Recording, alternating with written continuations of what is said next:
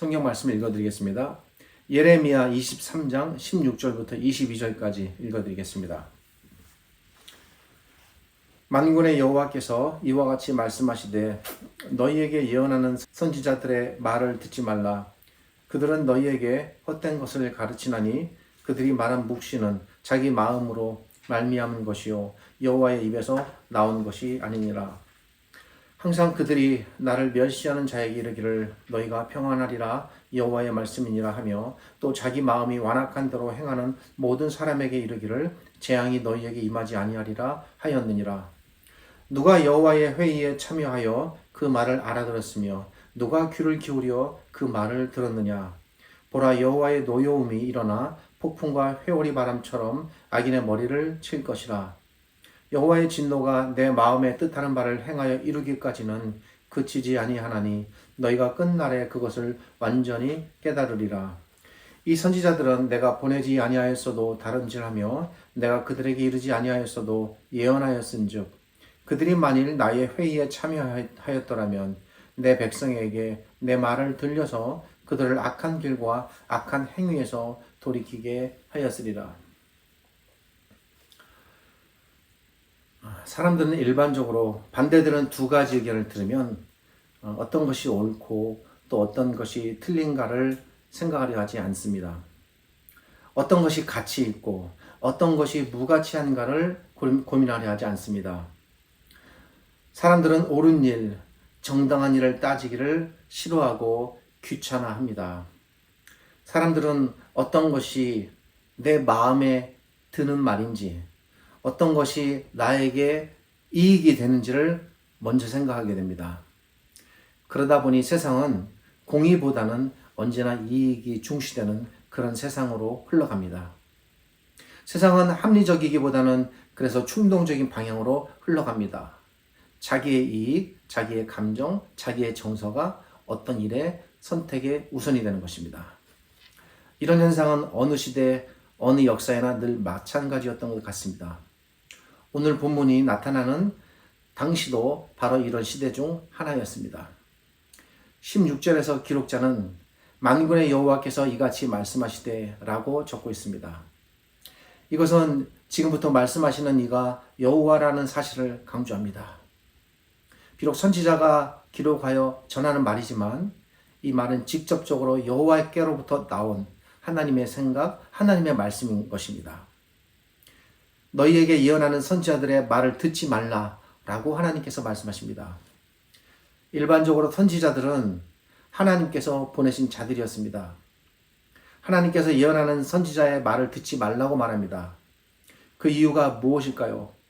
그것은 그들이 비록 신분은 선지자였으나 실제로 그들은 하나님께서 보내신 자들이 아니었기 때문입니다. 자칭 선지자라 하나 하나님께서 보내지 않은 선지자, 그들이 구약시대에는 많았고 지금도 그렇습니다. 여기서 우리는 한 가지 사실을 알 수 있습니다. 예레미야 시대 당시에는 어떤 시대였을까? 당시에는 비록 선지자들은 많았으나 그 선지자들이 하나님께로부터 보냄을 받지 않은 거짓 선지자들이었다는 사실입니다.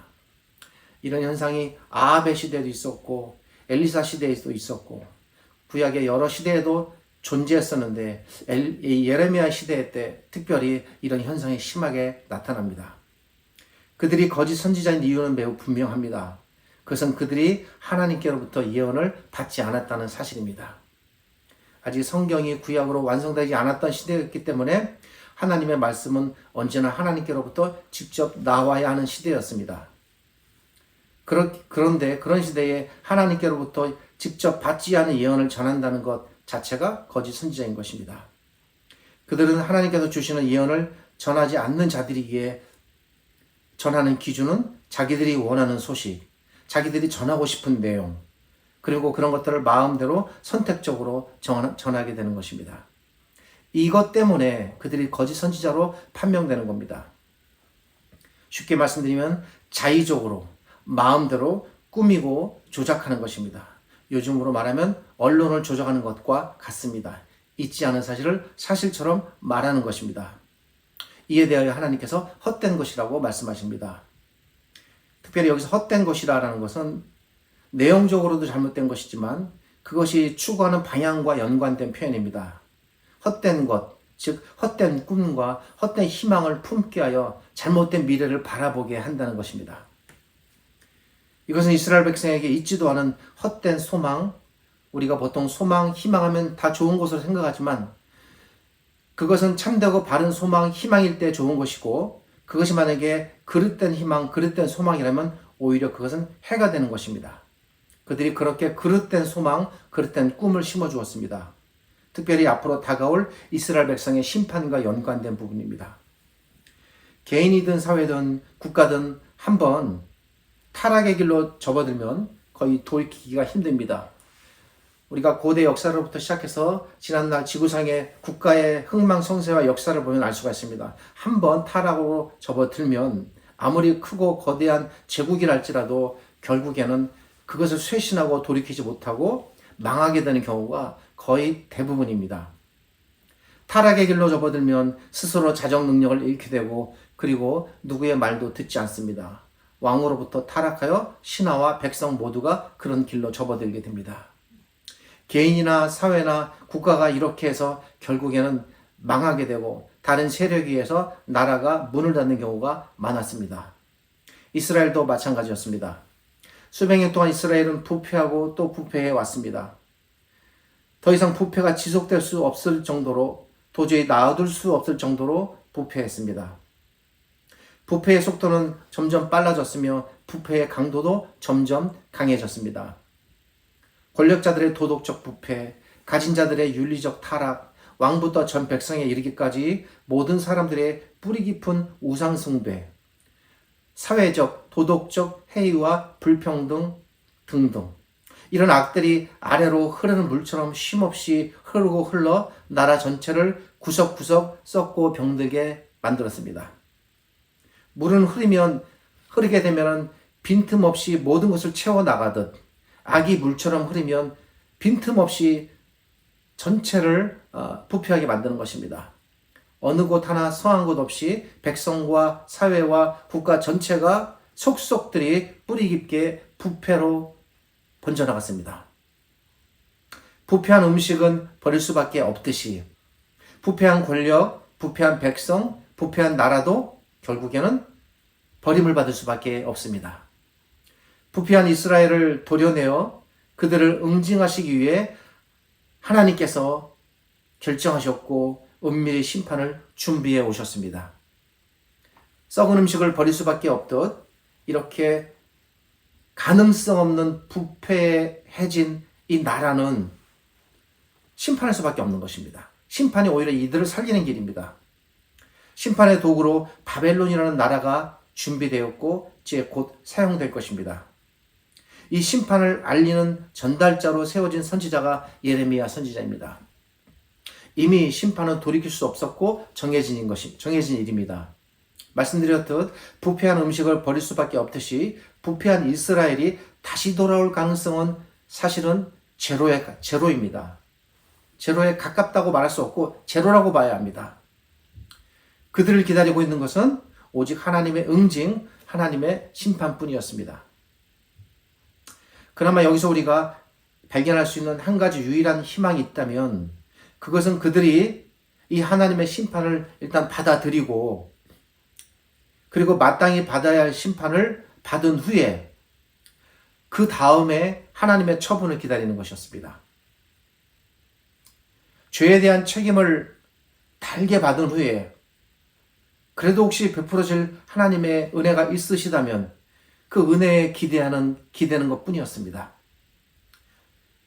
소망이라면 오직 이 한 가지 소망뿐이었습니다. 이미 하나님께서도 그 가능성을 제시하셨습니다. 내가 너희를 심판하되 완전히 버리거나 완전히 멸하는 것은 아니다. 심판 가운데서도 하나님께서 소망의 빛을 주신 것입니다. 그래서 그들이 살 수 있는 유일한 길은 일단 심판을 받아들이고 그리고 나서 심판의 터널을 통과한 후에 베풀어질 하나님의 은혜를 기다리는 것뿐이었습니다. 이런 시대였기 때문에 하나님께서는 당시에 예레미야, 이사야 선지자를 보낸 것입니다. 이 두 분 선지자 역시 유다 나라의 선지자였습니다. 예레미야 선지자를 보내 그들이 받아들여야 할 하나님의 심판을 받아들이게 하셨고, 예레미야 선지자는 하나님의 이 엄중한 심판을 전하는 일에 상당한 무게를 두고 대부분의 메시지의 초점을 여기에 맞췄습니다. 반면에 이사야 선지자를 보내셔서 그럼에도 불구하고 그들이 이 심판을 잘 받아들이면 그들에게 장차 하나님께서 구원과 회복을 주실 것이다라는 희망의 메시지도 전하게 하셨습니다. 이 가운데에서 이사야 선지자에게 주시는 장차 오실 그리스도에 대한 소망의 말씀이 주어지게 됩니다. 물론 이사야 선지자도 이들에 대한 상당한 죄에 대한 징계와 심판의 메시지를 전하지만 예레미야 선지자보다는 희망과 소망의 말씀이 상당히 많이 포함이 되어 있습니다. 그런 의미에서 예레미야 선지자는 심판의 선지자고 이사야 선지자는 희망의 선지자를 할 수 있습니다. 이 두 분 선지자를 보내서 하나님의 생각이 어떠한가를 분명하게 전하셨습니다. 이제 곧 다가올 심판이 코앞에 있는데 이런 심판의 시대에 바로 선지자들이 집단적으로 들고 일어나는 것입니다. 거짓 선지자들이 집단적인 시위를 벌입니다. 거짓 선지자들이 단체로 들고 일어나 하나님을 대항합니다. 대놓고 하나님을 욕하고 대항한다는 말이 아니라 그들이 전하는 메시지와 행동이 하나님을 대항하는 것과 같다는 것입니다. 그들은 하나님의 심판의 소식을 가로막았습니다. 하늘로부터 내려오는 하늘의 소식을 차단했습니다. 하나님의 예언이 백성에게 흘러 들어가지 못하게 막습니다. 이런 일들이 아하방의 시대에도 있었습니다. 하나님께서 전하기 원하시는 소식을 자의적으로 꾸미거나 변조하거나 바꿨습니다. 하나님의 예언을 전하는 예레미야를 모함하고 박해했습니다. 예레미야 선지자를 때리고 가두고 굶기고 핍박했습니다. 땅속 웅덩이에 집어넣어 나오지 못하게 하는 일도 있었습니다. 예레미야 선지자에게 끊임없는 위해와 박해가 가해집니다. 왜입니까? 하나님께서 전하시는 소식을 막고자 하는 것 때문이었습니다. 그리고 사람들의 마음을 돌려 자기들이 전하는 말을 믿도록 하기 위함이었습니다. 분명히 하나님께서 심판이 있을 것이다 라고 말씀하셨음에도 불구하고 그들은 평안할 것이다 라고 줄기차게 외쳤습니다. 평안이라는 말 자체가 옳으나 그것이 어떤 상황, 어떤 시대에 전해지는가에 따라 그것이 갖는 의미는 전혀 다릅니다. 하나님께서 심판이 곧 다가올 것이라고 말씀하셔도 그들은 심판은 없다 잡아뗍니다.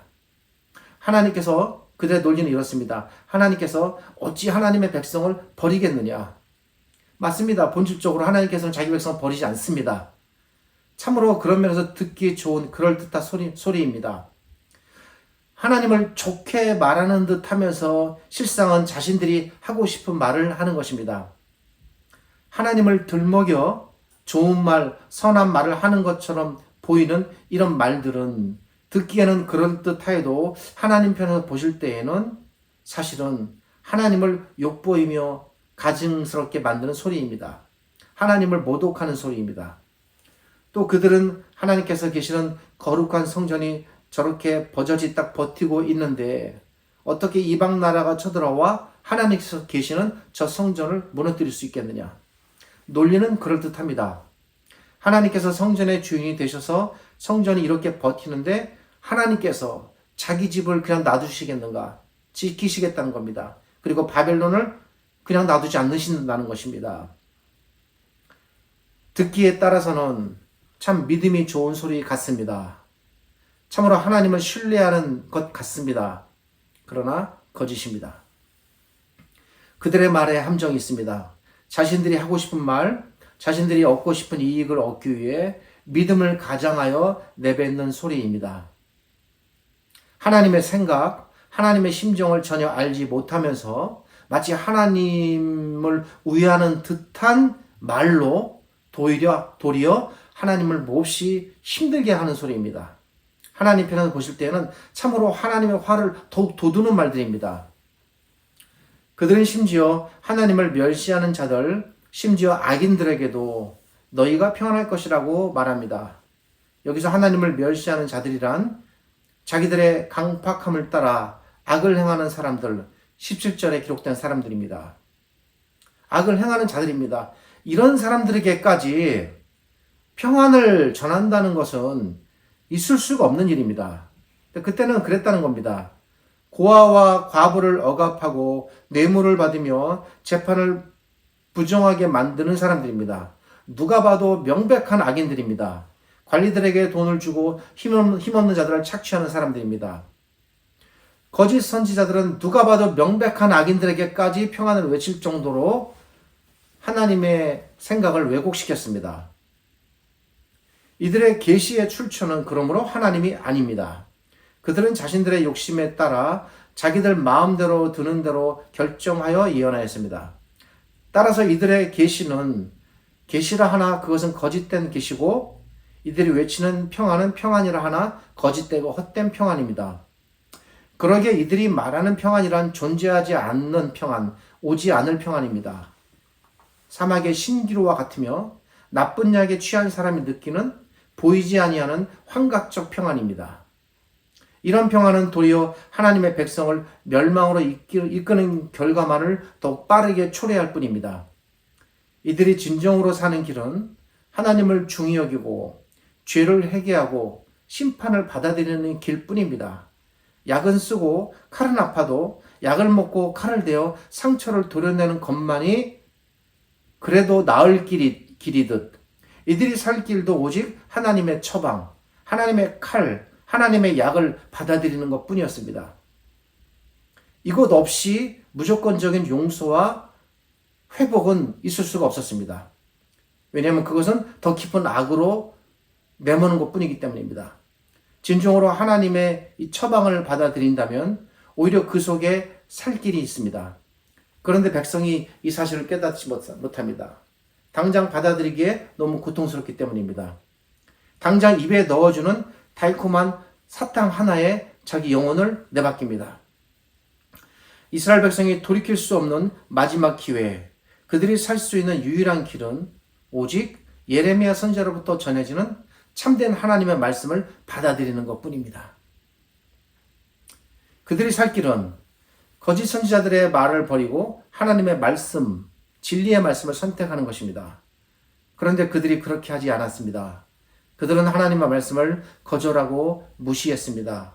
그 결과 그들은 돌이킬 수 없는 멸망의 길목으로 발을 들여놓게 됩니다. 조금만 더 일찍 받아들였으면, 조금만 더 일찍 깨달았으면, 조금만 더 일찍 제대로 판단했다면 혹 줄이거나 막을 수도 있었는데 돌이킬 수가 없게 된 것입니다.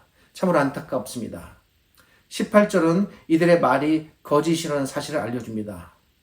이들이 얼마나 끝까지 저항하고 발악했냐면 바벨론이 쳐들어왔을 때 애굽의 사신을 보내서 애굽의 도움을 받아 바벨론을 그 침공을 막으려고 시도했을 정도로 이들은 끝까지 결국 하나님의 말씀을 받아들이지 않고 저항하고 발버둥 쳤으며 그 결과는 너무나 참혹했고 수많은 이스라엘 백성들이 포로로 끌려가고 성전이 무너지고 성전에 있는 모든 거룩한 기물들이 우상의 기물로 쓰여지고 마지막 왕 시드기야는 두 눈이 뽑히고 그리고 죽임을 당하는 그야말로 차마 입에 담을 수 없을 정도로 처참한 결과를 이들이 다 맞게 되는 것입니다.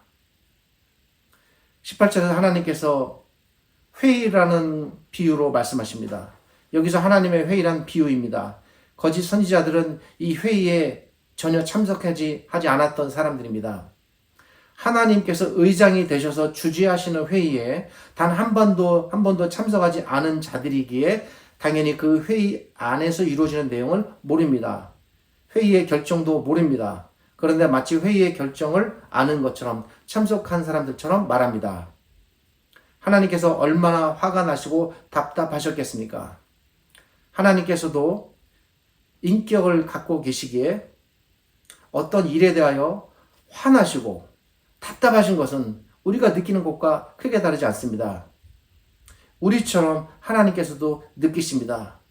우리가 그렇게 하나님의 모습들을 조금 닮아 창조되었습니다. 하나님이라고 무조건 참으시고 무조건 용서하시고 못 느끼시고 그런 거 아닙니다. 하나님도 슬프시고 화나시고 예수님께서 눈물을 흘리셨듯 하나님께서도 눈물을 흘리시고 속상하시고 하시는 거 우리와 뭐 크게 다르지 않습니다. 우리가 하나님을 섬길 때 하나님의 이러한 정서와 심정을 우리가 헤아리지 않으면 안 됩니다. 하나님께서는 21절에서 이들을 보내지 않으셨다고 말씀하십니다. 그렇다면 이런 거짓 선지자들의 종말은 어떻게 될까? 결과를 19절과 20절이 보여줍니다. 19절은 여호와의 노를 폭풍과 회리바람에 비유하고 있습니다. 폭풍으로 비유된 하나님의 무서운 진노가 그들에게 쏟아질 것입니다. 이 여호와의 진노는 잠깐 있다가 사라지지 않습니다. 하나님의 뜻하는 바를 다 이루실 때까지 결코 쉬지 않겠다고 말합니다. 나중에는 모든 사람들이 하나님의 이 진노를 다 알게 될 것입니다. 거짓 선지자의 예언의 결과는 어떠했습니까? 그들의 예언이 틀렸음이 곧 드러났습니다. 제가 조금 전에 말씀드렸듯이 이스라엘은 하나님의 말씀대로 바벨론에 의하여 1차, 2차, 3차를 거쳐 처참하게 완전히 무너졌습니다. 그렇게 그들이 의지했던 애굽도 아무 도움이 되지 못했습니다. 큰소리 치던 하나님의 성전도 처참하게 다 무너져 내렸습니다. 그 안에 있는 모든 기물들은 전부 오염되고 훼손되고 그 거룩함이 파괴됐습니다. 이스라엘 백성의 돌이킬 줄 모르는 악을 징벌하시기 위해 하나님께서 스스로 자기 집을 직접 손수 무너뜨리신 것입니다. 하나님께서 스스로 자기 거처를 거두셨습니다. 내가 더 이상 너희와 함께 하지 않겠다라는 눈에 보이는 선포와 같은 것입니다. 여기까지가 본문의 내용입니다. 이제 기록자가 본문을 통해 전하고자 하는 것이 무엇인가 생각해 봅니다. 이 본문은 신약시대인 오늘날 우리 시대의 교회에게 어떤 가르침을 주고 있을까? 우리는 이 가르침과 전혀 무관한 시대의 교회인가? 참으로 심각하게 고민하지 아니할 수가 없습니다. 분명히 이전에 비해서 교회는 화려해지고 웅장해지고 어쩌면 신도수는 많아지는 것 같지는 모르지만 과연 내부적으로 그렇게 교회가 참되고 거룩하게 세워지는가 고민하지 않을 수가 없습니다. 오늘날 시대의 교회는 어떤가? 오늘날 사람들은 화보다는 복을, 심판보다는 희망을, 책망보다는 위로를 듣기 원합니다. 듣는 사람도 그런 소식만을 듣기 원하고 전하는 사람도 그런 소식만을 전하기 원합니다. 꽤 오래전의 이야기지만 어느 한 기자가 부활절을 기념해서 존경하는 남서울교회 원로 목사님이신 홍정길 목사님과 인터뷰를 했습니다. 이미 공개된 기사이니 목사님의 실명을 공개해도 문제는 되지 않을 듯 싶습니다. 인터뷰에서 홍정길 목사님께서는 오늘날의 교회를 비판했습니다. 그분 말씀에 의하면 오늘날 교회의 예배는 엔터테인먼트 행사와 같고 목사는 엔터테이너와 같다라고까지 지적하셨습니다. 예배의 거룩함과 순결함은 사라지고 오직 참석하는 이의 눈과 귀를 즐겁게 하기 위해 예배가 이루어지고 있다고 지적하셨습니다. 하나님께 드려야 할 예배가 사람에게 드리는 예배가 되었습니다. 오늘날 우리 시대의 교회는 어떻게 하면 하나님의 마음을 헤아리고 하나님의 하나님의 마음을 기쁘게 해드릴까가 아니라 어떻게 하면 사람의 마음을 헤아리고 어떻게 하면 사람의 마음을 기쁘게 할까? 여기에 초점이 맞춰져 있습니다. 어떻게 하면 사람들이 교회에 발을 들여놓게 할까? 어떻게 하면 사람들이 더 많이 모일 수 있을까? 어떻게 하면 모임이 활성화되게 할까? 여기에만 관심이 있는 듯합니다. 어느 한 부류의 문제는 아닙니다. 우리 모두의 책임이고 저 역시 이 시대를 살아가고 있기에 이 책임에서 면제된다고 생각할 수 없습니다. 이것이 오늘날 우리 시대, 우리 교회가 처한 영적인 상황이라 생각됩니다. 그리고 이런 현상은 꼭 우리나라만의 문제는 아닌 듯 싶습니다. 하나님께서 주시는 위로와 소망이 정말 하나님께서 베푸시는 위로와 소망이라면 말할 수 없이 좋은 일일 것입니다. 이런 위로와 소망은 우리가 늘 얻기를 원해야 하고 또 추구해야 합니다. 복음을 위해 애쓰는 환난의 시대에 말할 수 없는 위로와 소망이 될 것입니다. 그러나 실제로 우리가 하나님께로부터 받아야 할 것이 위로와 소망이 아니라면 우리가 받아야 할 것이 도리어 그분의 징계와 채찍이라면 우리는 위로보다는 징계를, 소망보다는 채찍을 받는 것이 더 옳을 것입니다. 아프고 힘들어도 그분의 징계를 달게 받는 것이 당장의 잘못된 위로보다 더 소망이 됩니다. 참된 설교자는 이것을 전해야 합니다. 오늘의 말씀을 통해 하나님께서 우리에게 주시고자 하는 가르침은 바로 이것입니다. 너희가 무엇을 받을까를 생각하지 말고 나 여호와가 무엇을 말하고 주는가를 먼저 생각하라. 이것이 선지자의 음성이고 하나님의 말씀입니다. 그리고 나아가서 본문은 우리가 하나님의 말씀을 어떤 태도로 들어야 하는지에 대해서도 전해줍니다. 환자는 의사에게 자신이 원하는 말을 듣고 싶지만 그래서는 안 됩니다. 제대로 된 의사는 환자가 원한다고 해서 원하는 말을 해주지 않습니다. 제대로 된 의사는 환자가 듣기 싫어도 정확하게 병에 대하여 이야기해 줄 것입니다. 환자는 그런 의사의 이야기에 귀를 기울여야 합니다. 사람들도 이와 같습니다. 사람들은 자신이 듣기 좋아하는 말만 듣고 싶어 합니다. 마음을 위로해주고, 마음을 어루만져주고, 마음을 평안하게 해주는 말만 듣고 싶어 합니다. 본문은 하나님의 말씀을 그런 식의 태도로 드리려는 사람들에게 일종의 경고하는 것입니다. 그러니까 문제는 우리에게 있습니다. 우리는 하나님의 말씀을 들을 때에 어떤 방식으로 들어야 하는가? 하나님의 말씀을 입에 달면 삼키고 쓰면 뱉는 것이 아닙니다. 오늘날 우리는 공개적으로 하나님을 멸시하지는 않습니다. 적어도 이스라엘 당시처럼 하나님을 대놓고 욕보이거나 우상을 숭배하지는 않습니다. 그러나 우리는 하나님의 말씀과 연관해서 얼마든지 그분을 욕보이거나 멸시하는 잘못을 범할 수 있습니다. 구약시대 거짓 선지자들과 그들의 말을 따르는 백성들과 같습니다. 만약 우리가 하나님의 말씀을 함부로 취급한다면 그것은 곧 하나님을 멸시하는 일입니다. 화나게 하는 일입니다. 진정으로 하나님을 공경하고 그분을 멸시하지 않기 위해서 취해야 할 태도가 무엇일까? 저도 가끔씩 고민합니다.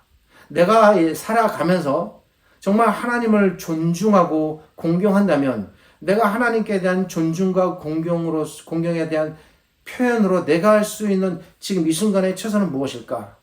아무리 고민해봐도 제게는 한 가지 길뿐이 없었습니다. 그것은 하나님의 말씀을 귀중하고 엄중하게 받아들이는 것이었습니다. 그분의 가르침이 무엇인가를 부지런히 배우고 실천하는 길만이 하나님께 대한 보이지 않는 공경을 눈에 보이는 태도로 나타내는 것입니다. 하늘의 위로와 소망은 이런 삶을 사는 사람들에게 주시는 하나님의 선물입니다. 내가 듣고 싶은 것이 무엇인가에 집중하지 말고 하나님께서 말씀하시는 것이 무엇인가에 집중해야 합니다. 이것이 진정으로 우리가 지금 하나님을 존중하고 돌이켜 깨닫는 길입니다. 기도하겠습니다. 거룩하시고 어미로우신 아버지 하나님 감사합니다. 오래전부터 하나님의 말씀을 주셨고 하나님의 모든 백성이 이 주신 하나님의 말씀을 근간으로 삼아 살아가도록 하셨습니다. 우리가 오늘 들여다본 이 예레미야 선지자 시대에도 그래했고 주께서 오신 신약의 시대에도 그래했고 이제 이 성경 구약과 신약이 완성된 이 시대에는 더욱더 그러함을 깨닫습니다. 우리에게 이 귀중하고도 엄중한 하나님의 말씀이 우리 손에 들려졌고 우리에게 주어졌으니 이 하나님의 말씀을 참되고 바르게 읽고 듣고 깨닫고 터득하여 보이지 아니하는 하나님을 존중하고 참되게 섬기는 거룩한 신자들이 되게 하여 주옵소서. 지금 우리 주님 예수 그리스도의 은혜와 저희를 지극히 사랑하시는 아버지 하나님의 크신 사랑과 이제 오늘 이 말씀을 저희에게 들려주시며 말씀을 지팡이 삼아 우리 손을 붙잡아 거룩의 길로 이끌어 가시는 성령 하나님의 함께 하심이 이 말씀을 부여잡고 살아가려는 몇몇 안 되는 참으로 극소수의 소중한 신자들에게 진리의 말씀, 생명의 말씀, 빛의 말씀이 되게 하여 주옵소서. 감사드리며 우리 주님 예수 그리스도의 이름으로 축복하며 기도드립니다. 아멘.